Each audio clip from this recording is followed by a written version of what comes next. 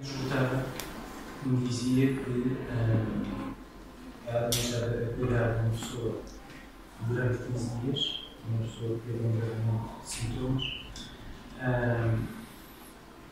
e estava com uma ambivalência a nível de sentimentos. Ela, por um lado, não queria que lhe agradecessem o facto de ela ter estado a cuidar, mas ela sentia-se esgotada e não se sentia minimamente reconhecida. E cada vez que ligavam para ela, seria para perguntar à pessoa quem ela estava a cuidar. E durante os 15 dias, de todas as chamadas que recebeu, apenas uma pessoa perguntou como é que ela se sentia. E normalmente isto acontece muito nos cuidadores. Que é, eu cuido, mas às vezes também eu preciso de ser cuidado, às vezes também eu preciso de algum espaço. E estas situações geram necessariamente stress. O stress acaba por ser uma resposta necessária e adaptativa, e é uma reação aos estímulos físicos e emocionais que são interpretados como estressados, são sentidos como stress. E acaba por ter um impacto de uma forma muito estimulada, pois também nunca entende a pessoa. Todas as emoções acabam por ser sentidas como mais negativas e perturbadoras. Pode haver desenvolvimento ou agravamento de doença física e mental. E aqui nós falamos, quando falamos de nível mental, falamos muito em termos de depressão, em termos de utilização da ansiedade, que são as que estão mais presentes. Tem uma influência negativa na dinâmica familiar, social, profissional, são todos os campos da dimensão em que a pessoa acaba de ficar afetados. Necessariamente tem que haver um maior número de falhas. Então, é uma pessoa com uma capacidade limitada, como todos nós, e a partir do momento em que se instala uma sensação de esgotamento, toda a sua capacidade de atenção e de concentração e de até mesmo de raciocínio, de velocidade de processamento cognitivo, acaba por fugir. E é óbvio que a nível de falhas elas aumentam. Há uma interferência obviamente negativa na tomada de decisão e tem um impacto negativo a vários níveis. E há aqui alguns sinais de alerta que não devem ser descurados. Ou provavelmente até me mostraram a sensação que dizia que gostava assim para todos. Mas há aqui aspectos que acabam por estar sempre muito envolvidos. As dores musculares, as alterações no campo do sono, e aqui na questão do sono, poderá ser ou em termos de insónia ou por excesso de sono, excesso de densidade e desvio, dores de cabeça musculares, fadiga, alterações no peso, que não existe normalmente alterações a nível da dieta, sudação, problemas gastrointestinais, hipertensão e direção. A nível psicológico, há de facto falta de atenção, alterações de memória, lentificação a nível de pensamento, impaciência, muitas vezes esta sensação de que a pessoa está sozinha, esta sensação de solidão, uma baixa autoestima, ansiedade, humor depressivo. E eu próprio tenho humor depressivo porque esta questão das vezes é transitória, às vezes são fases em que a pessoa depois recupera, portanto não é uma depressão instalada. A alteração no campo emocional, uma pessoa oscila de humor com mais frequência e a capacidade que ela tem de perceber aquilo que tem à frente, ou a pessoa que tem à frente, acaba por ser mais diminuta. E acaba por ser uma pessoa mais impulsiva, mais irritada, emocionalmente mais instável, mais rígida a nível das mudanças e, portanto, é por todos os motivos que acaba por ser necessário também olhar para o cuidador como alguém que precisa de ser cuidado. E aqui a questão é para onde é que passa este cuidar do cuidador. Quando nós conseguimos reduzir os níveis de stress nos cuidadores, há necessariamente algumas sequências que ocorrem. Uma das questões que pode ajudar a reduzir o nível de stress nos cuidadores pode ser dar-lhes algumas competências no sentido de equilibrar, algumas competências que os ajudam a lidar com a pessoa que tem à frente e, necessariamente, isto vai-lhes dar alguma eficácia na ajuda que dão e a gerir o seu próprio tempo. E, em consequência disto, a pessoa também acaba por conseguir ter um espaço, preservar um espaço pessoal, um espaço dela, conseguir continuar a ter os seus interesses pessoais, a ter as suas ocupações, reduzindo os níveis da sua tensão emocional e, obviamente, isto acaba por ter impacto a nível tanto da saúde física como mental. E por cadeia, é óbvio que a melhoria dos cuidados e a disponibilidade que existe para prestar cuidados de saúde, para cuidados a uma pessoa com esclerose múltipla ou a doença crónica acaba por ser aumentada.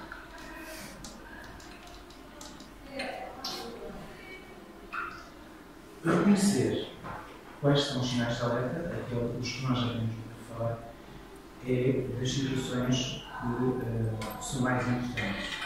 É o que nos permite, no fundo, começar a desenvolver estratégias para agir. E uma das partes principais é perceber o que é que concretamente está a ser um indutador de stress. No dia a dia e no cuidado com a pessoa, o que é que está concretamente a adicionar pressão e nos coloca num estado de tensão. Muitas vezes nem sequer é a pessoa com esclerose múltipla. Muitas vezes podem ser fatores externos. E o que é preciso é identificar quais são os fatores e perceber o que é que se pode fazer em termos de mudança. Quando nós falamos em termos de mudança, a questão da mudança apela a uma grande flexibilidade. E quanto mais adalas como a pessoa está, mais rígida também fica.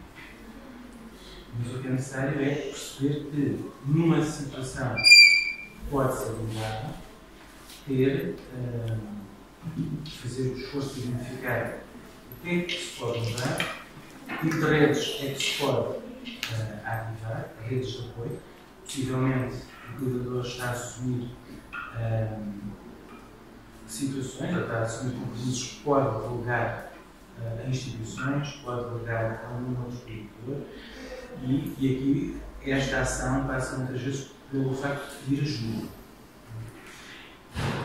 E uma das questões que leva muitas vezes os cuidadores a atingirem estes níveis de esgotamento é precisamente esta dificuldade em pedir ajuda.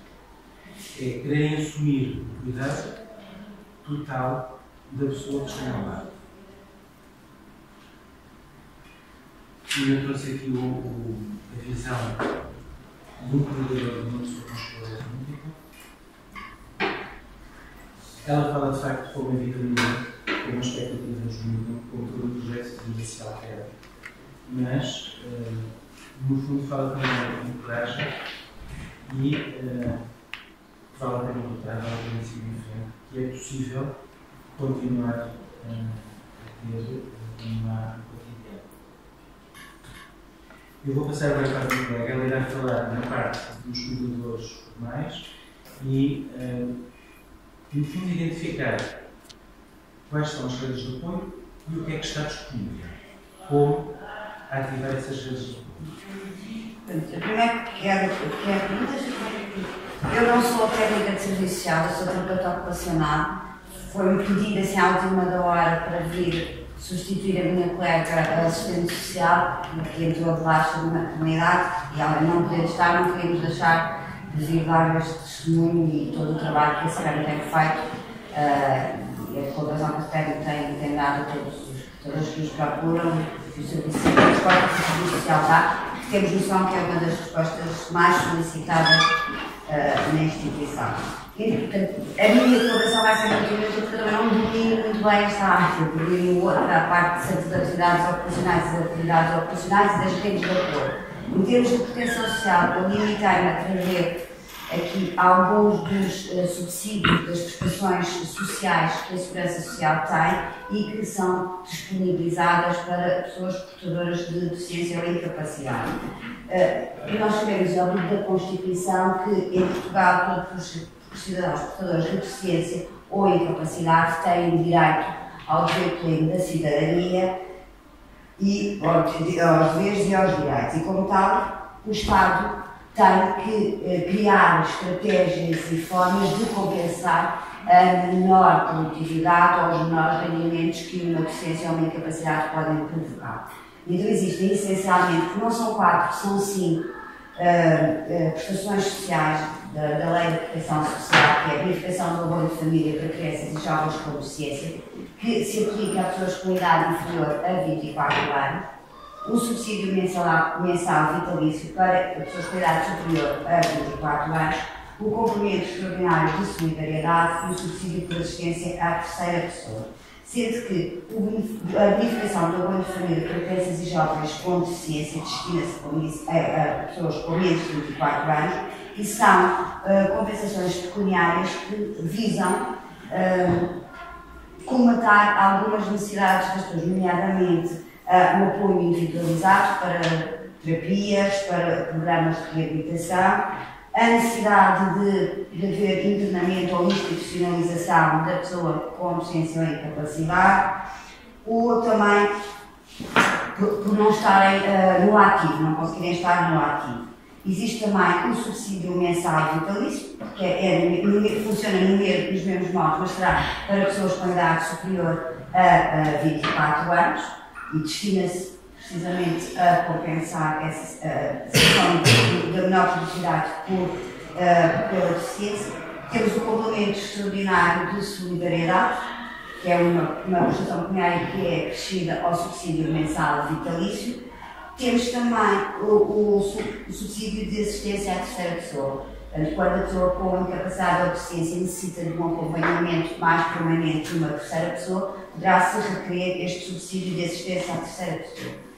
Depois, existe também, antes de passar para as respostas sociais, existe também, que eu tinha esquecido de colocar ali, mas não é bem ainda aqui, que há um decreto-lei, que é um regime especial de proteção à invalidez, que é muito específico para as pessoas com esclerose múltipla, uma portaria própria e que confere alguns benefícios às pessoas portadoras de esclerose múltipla, uma legislação específica, não só para a esclerose múltipla, também para outras doenças crónicas, mas que se aplica muito às pessoas com esclerose múltipla. Todas estas informações estão disponíveis online no site da Segurança Social.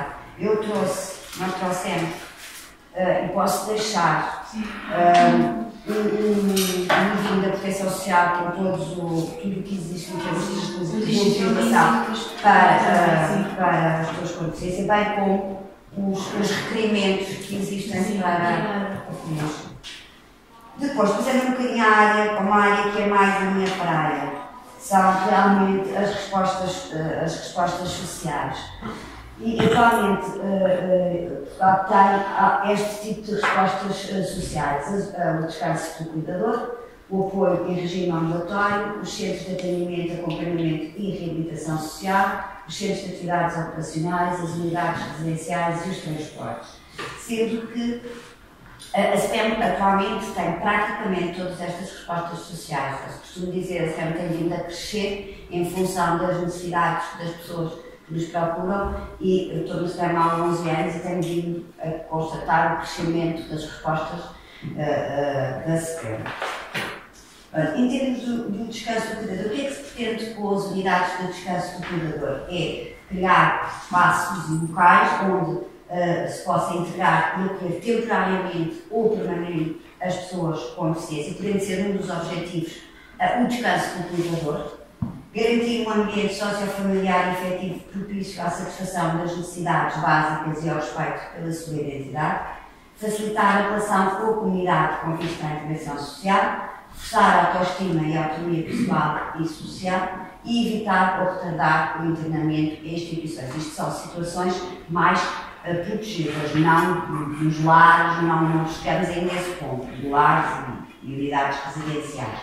Temos também o regime, apoio em regime ambulatório, que se pode confundir ali um bocadinho com os serviços de apoio domiciliários, que encaixa perfeitamente aqui também, que são respostas sociais destinadas a desenvolver atividades de avaliação, orientação, motivação terapêutica e socioeducativa, criar condições facilitadoras do desenvolvimento global da pessoa com deficiência e promover a integração socioprofissional, escolar e comunitária. São todos estes. Depois temos os centros de atendimento, acompanhamento e reabilitação da pessoa com deficiência, e o que se pretende fazer é o apoio, o atendimento e acompanhamento social, partir também para a parte da reabilitação social, para a aquisição de competências pessoais e sociais, para obter maior autonomia e facilitar a participação social, informar, orientar e encaminhar para os serviços e equipamentos sociais adequados, acompanhamento de percursos de reabilitação social com vista à autonomia, capacitar e apoiar as famílias, bem como os cuidadores informais. Depois temos também os centros de atividades ocupacionais, e são locais onde se pretende criar condições que valorizem, permitam uma valorização pessoal e a integração social das pessoas com deficiência, promover estratégias de desenvolvimento da autoestima, da autonomia pessoal e social. Aqui nos centros de atividades ocupacionais, eu falo com alguma segurança, aquilo que se pretende, sobretudo nas pessoas com esclerose múltipla, é trabalhar aquilo que as pessoas são capazes de fazer, as capacidades. E eu, como terapeuta ocupacional no centro de atividades ocupacionais, eu pretendo trabalhar com as pessoas aquilo que as pessoas são capazes de fazer e deixo aquilo que as pessoas têm dificuldade em fazer para os meus colegas da neuroreabilitação, e assim faço uma complementaridade do trabalho. E vou aumentar a autoestima porque vou proporcionar a realização de atividades e tarefas que as pessoas vão olhar e vão ver que conseguiram fazer com sucesso. Portanto, há uma grande importância, dá-se uma grande importância ao desenvolvimento da autoestima, da autonomia, quer pessoal, quer social. Proporcionar a transição para programas de integração socioprofissional como aplicável, assegurar a prestação de cuidados e serviços adequados às necessidades e às expectativas dos utilizadores. E depois temos também as unidades residenciais. Isto a SPEM não tem, mas vai ter em breve. Temos lares residenciais e as residências autónomas. Os lares residenciais são estruturas onde as pessoas têm um alojamento coletivo e podem ser de utilização temporária ou permanente de pessoas com deficiência ou incapacidade com idade superior a 16 anos e que estejam impedidas de estar no seu meio familiar. E pretende-se contribuir para o bem-estar e melhoria da qualidade de vida dos residentes, promover estratégias de reforço da autoestima pessoal e da capacidade para a organização das atividades da vida diária, promover ou manter a funcionalidade e a autonomia dos residentes e facilitar a integração em outras estruturas ou serviços e promover a interação com a família e com a comunidade. E depois temos as residências autónomas, que são também estabelecimentos de alojamento temporário ou permanente, mas que normalmente se tem uma constituição por uma moradia, por um apartamento ou por uma tipologia mais destinada a um grupo mais restrito de pessoas e com deficiência ou incapacidade, com idade superior a 18 anos e que pretende-se fazer um apoio para a transição de uma vida com maior autonomia. E depois temos os transportes. Atualmente, dentro das nossas respostas sociais, também há alguns serviços públicos de transporte e acompanhamento personalizado das pessoas com deficiência, sobretudo em Lisboa e no Porto. Pretende-se que estes serviços permitam um acesso facilitado aos serviços de reabilitação, aos serviços de saúde e também apoiar na integração das pessoas com deficiência. Para finalizar, deixamos aqui também alguns números e alguns locais onde se pode obter quer mais esclarecimentos sobre estas informações sobre a proteção social e quer sobre as respostas sociais. Normalmente as respostas sociais encontram-se nas Santas Casas da Misericórdia, nas IPSS, como a SPEM. Tem um bocadinho mais a SPEM. Não sei se há questões.